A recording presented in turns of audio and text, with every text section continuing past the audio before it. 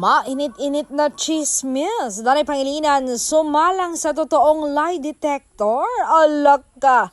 Tinanong sa kanya lahat ng gustong itanong ng mga fans. Nandyan ang nobya mo na ba si Belle? Mahal mo ba talaga si Belle? Masaya ka ba kay Belle? Ganyan ang mga katanungan sa kanya. Pero ito na nga, ang mga kasagutan ng Matinee Idol dahil sa pagsalang niya sa lie detector ay nalaman na natin ngayon na ang totoong nararamdaman niya kay Belle. Na totoong mahal niya ito.